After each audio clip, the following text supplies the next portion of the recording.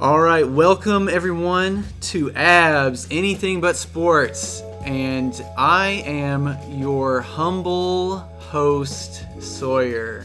And I'm your more humble host, John. No, he's the pompous host. And today we have a very special guest, Sam Carroll. Hi, Sam. Hello. Thank you so much for being here today. So, how are you here today? How did you end up on this podcast? Well, working in film, you make a lot of really weird but connected connections like we had talked about. And it turns out that I've been really close friends with one of your really close friends through the film industry for the last 6-8 months. And, we both had this common goal of going to Atlanta. And, he had reached out to me about a month ago and was like, hey, did you ever make it to Atlanta? I'm here and my friends are here, and they have this podcast where they talk to people who are in the film industry about film industry specific things. And, we thought that you'd be a cool guest. So why don't you come on? And I was super stoked. And that's kind of how I ended up here. Wow, that's really cool. So you're wanting to be in Atlanta eventually? Yeah. So, based on this setup, you can tell that my partner is super into audio and recording and stuff. So he's always wanted to go to Atlanta for the music scene. And as you guys know, the film and television scene in Atlanta has been just so rapidly growing. And I thought that would be a good first step to a larger market as compared to the market that I'm currently in Kentucky. So that is our next step. We're just trying to, figure out the logistics of getting down there right now. Yeah, that's awesome. So give us a little bit of history about yourself. Where are you from? How did you end up in a creative field or media specifically? What were the steps that led you to where you are now? Well, like I'd mentioned, I'm from Kentucky. I'm currently based in Lexington, Kentucky, but I grew up in a really small town in western Kentucky called Paducah. And I knew from about age 12 that I wanted to be involved in some sort of creative field. I knew that I was a creative person from the time that I was probably 5. I was always seeking out creative media of any kind, reading, painting, movies, television shows, literally anything I could get my hands on. And when it came time to pick a college, I had kind of decided that I wanted to go, more of the film production direction. So I relocated to Lexington for college. I got my bachelor's in media arts because that was the closest thing to a film degree that was offered. And, me and Danielle will always joke that our degrees were super useless and our program kind of sucked. That's a story for another day. But anyways, I was kind of bummed after I graduated because I felt like my education was kind of a waste. I didn't feel like I learned anything that could really be practically used. I didn't leave with all these great connections or, a lot of personal projects under my belt. So I kind of felt really down. But, the good thing about being in a small market is that I have really advanced my career very quickly, not very common for a lot of people who end up in PA positions for a super long time. So in the 2 years that I have been actively working in television, I now work as a production coordinator mainly, and I also work on the side as a director. That is awesome. That's super cool. And actually, I was in media arts and studies as well. No way. Yes. Yeah. So that's something that me and Danielle and Matt joke about all the time, was the hilarity of that program and how it's so generalized that you learn nothing. Yeah, my close friends that I still keep in touch with that I met in that program, we always joked that we should make like an office style mockumentary about just like the ridiculousness that is that program. And like we even went so far as to like write up some of our like favorite moments from our career, like in our last semester of college. And it really read as like a satire show because of how ridiculous this program is. I'm sure you can relate. Oh, that is so funny. Yes, I definitely have stories that I would love to contribute to that list as well because they just it you can't write reality. Like it is just so. Again, I feel like everything that you say, every new piece of information we learn about you, just makes it crazier that we haven't met before. I know. Because, so John is also a producer. And so, do you want to talk? I have many things to say. I've been, Okay. So you've probably been, as you're talking, seeing me making funny faces at Sawyer. And that is because your career path is exactly what I want to do. So Really? I have been PAing. I've been a freelance PA for 6 years. And I have tried my hardest to become a production coordinator.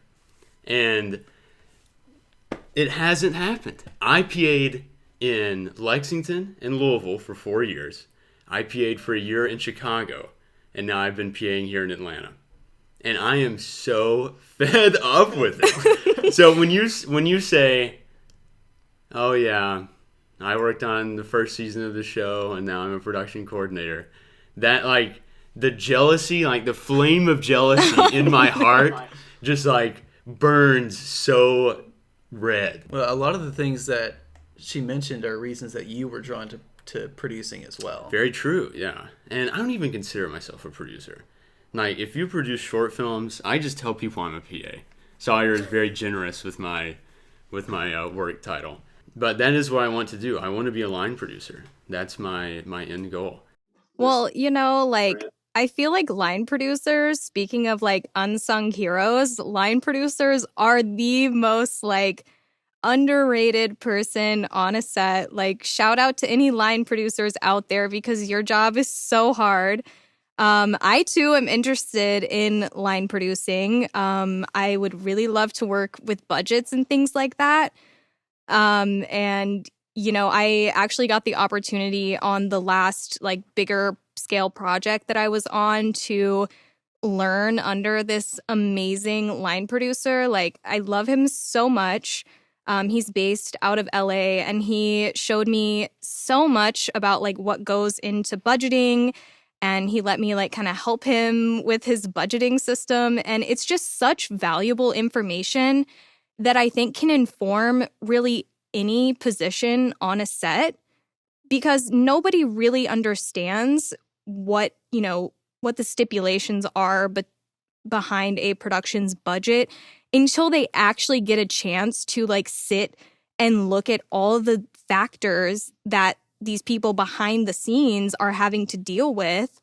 And you know, it's a hard job, but it's so important. And I'm really hoping that you can get an opportunity to like step into that because I just feel like, yes, it is super stressful, but I can imagine it being such a rewarding position on set to be like, I sort of made this happen.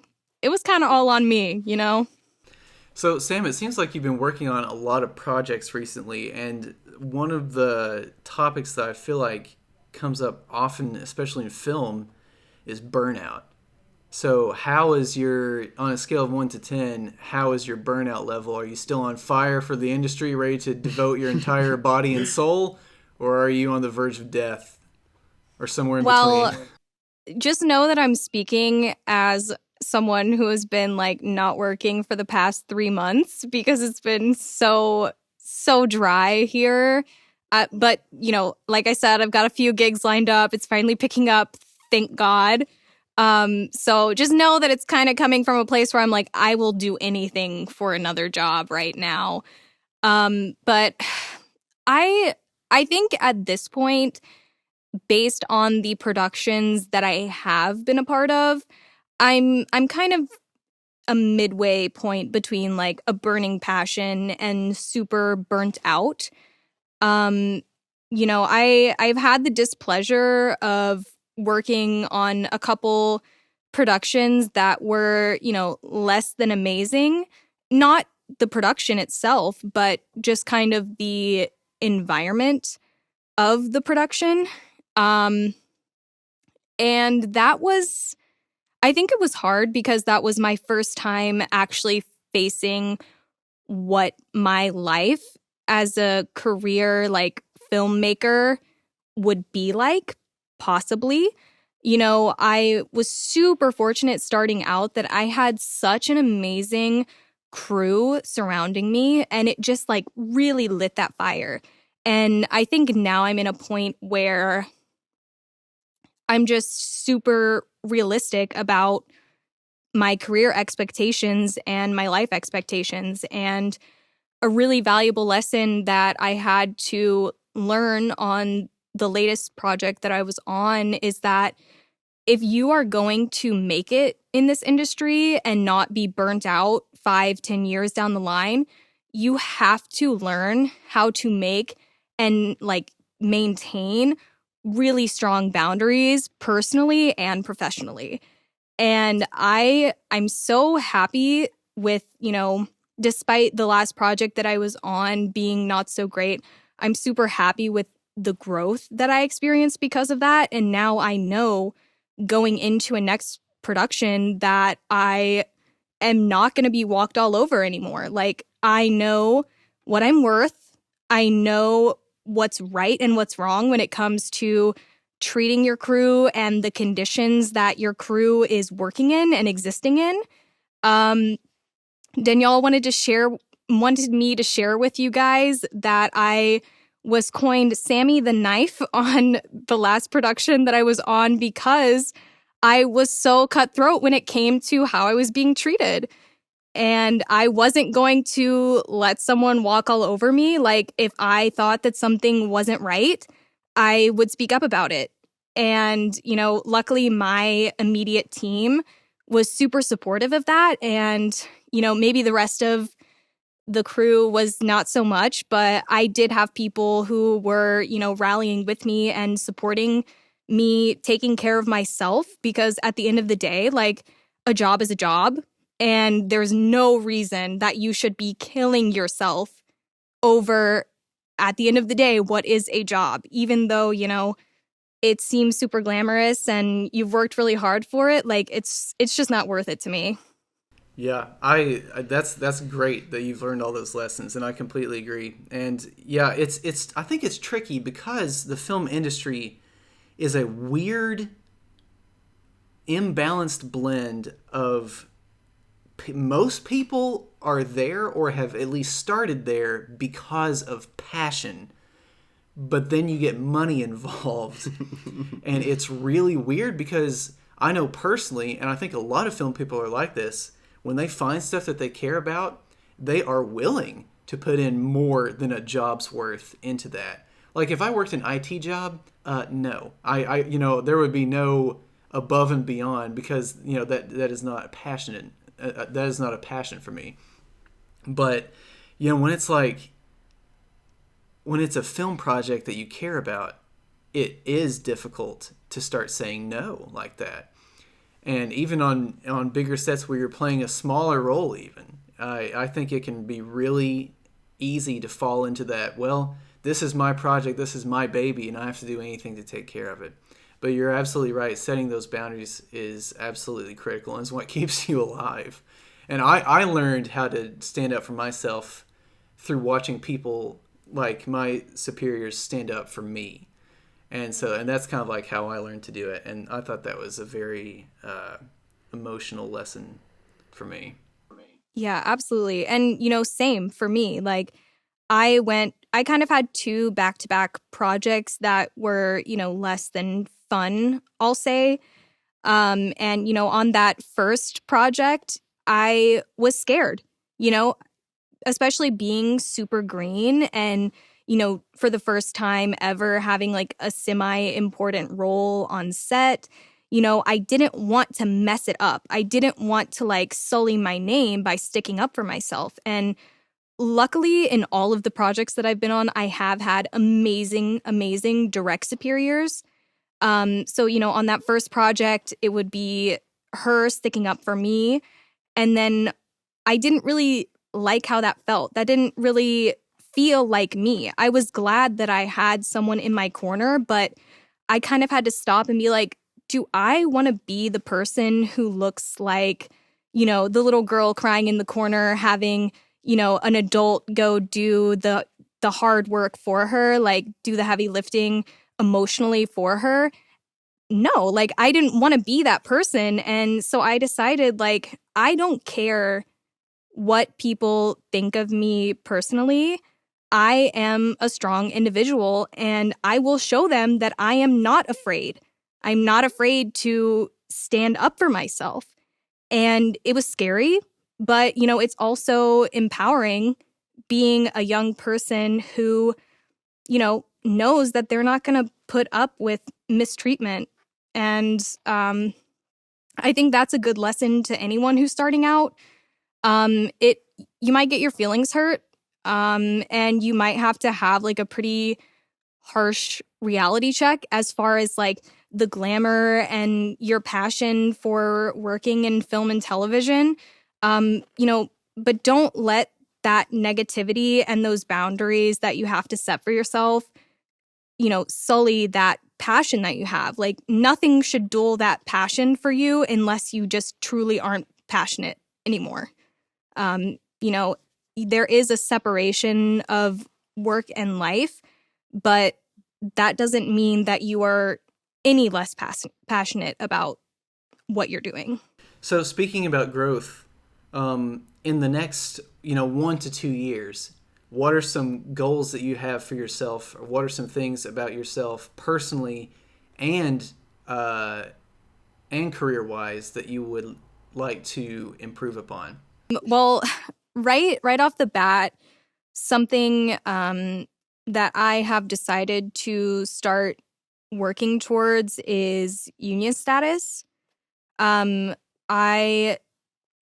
Unfortunately, our program was sucky, as we've mentioned several times before. But one thing that they didn't touch on that's kind of an important aspect of like the industry is union and kind of what that means, what it does. So I've kind of gone on this journey myself to think of what I want out of my career. What do I envision for myself working in this industry?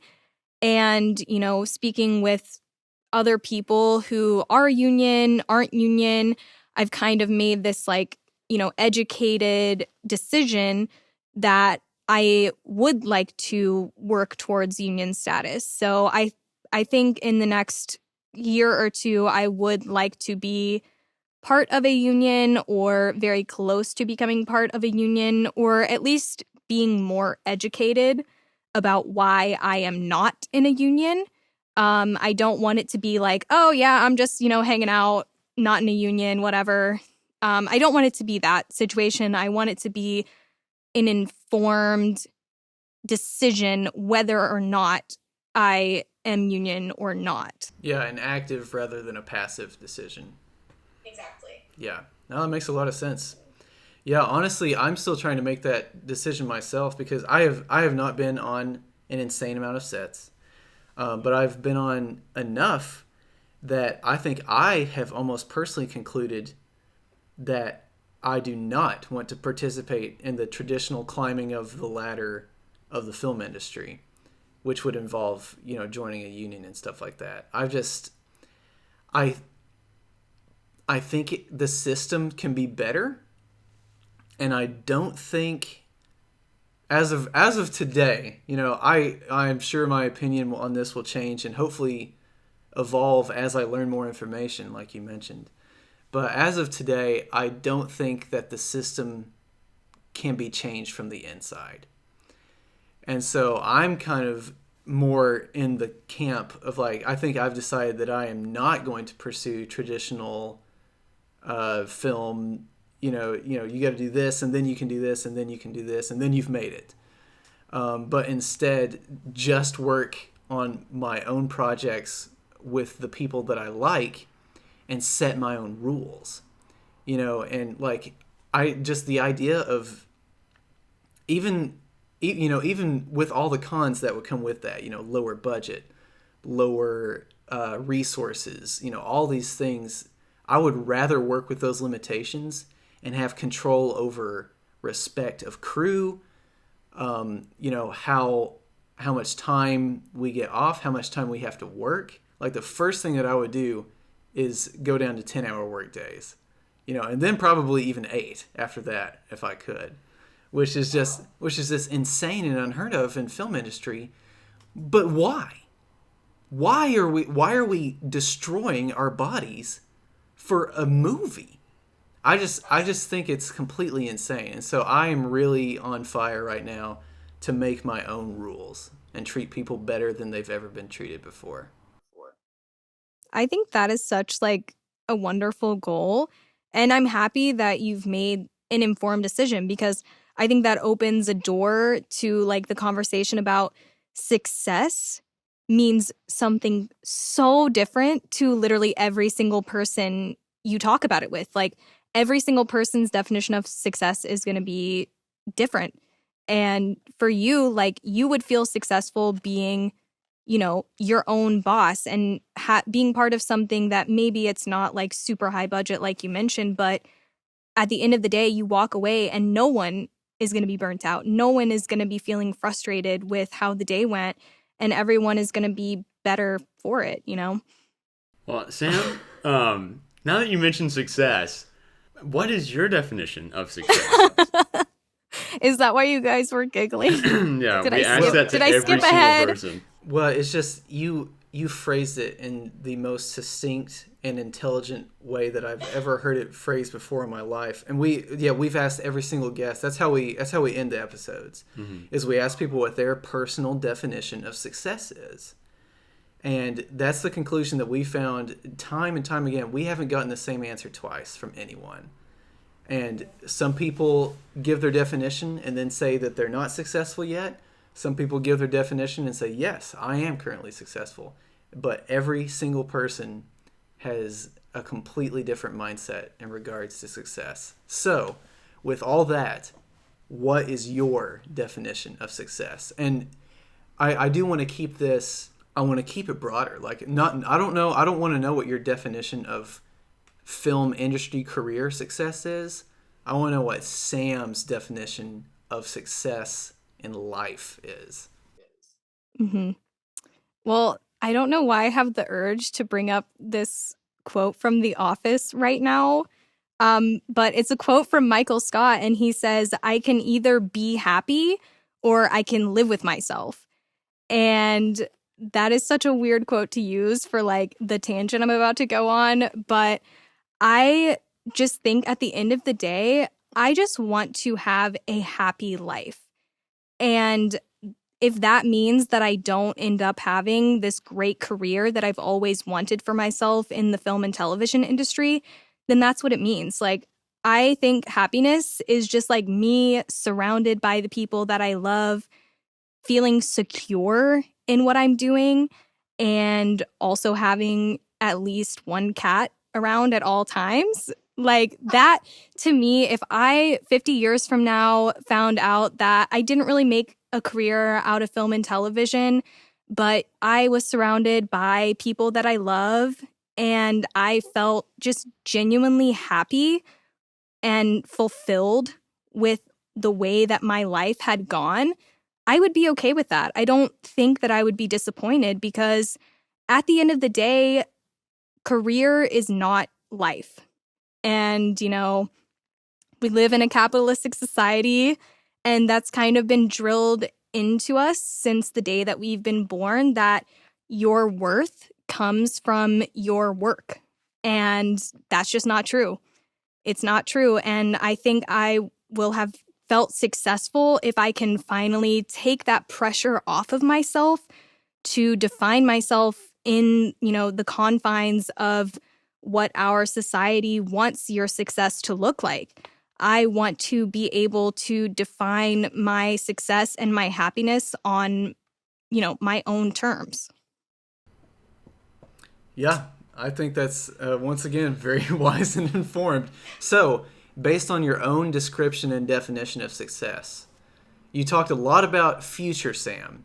Today, though, by your own definition, would you consider yourself successful?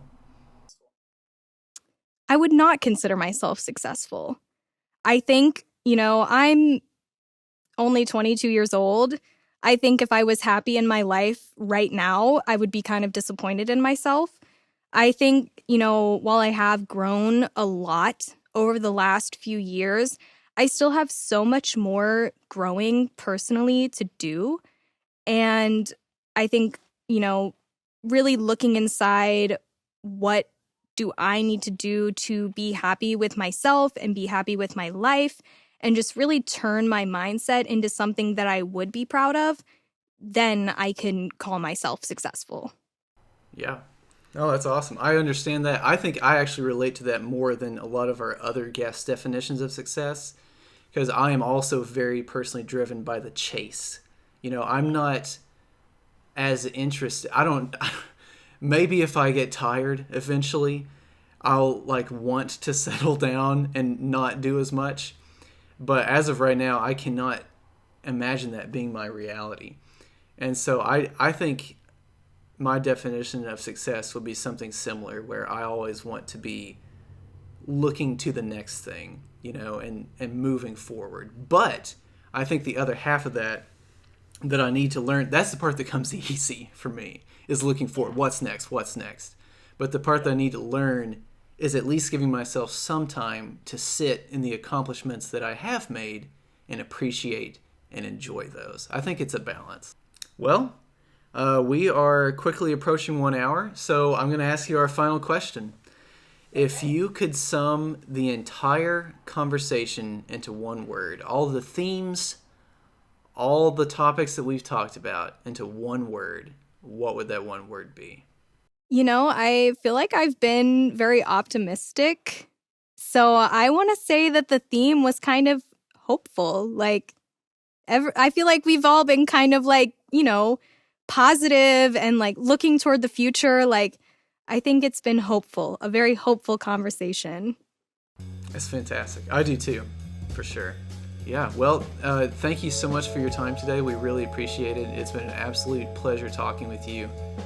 And, yes, thank you guys so much. I will definitely be keeping in touch with you guys, especially once I get down there. We can all go out and get a drink or something. It'll be so fun. Yeah, I know. I can't wait. That's going to be awesome. With that being said, thank you, listeners and viewers. We'll see you in the next one. Goodbye.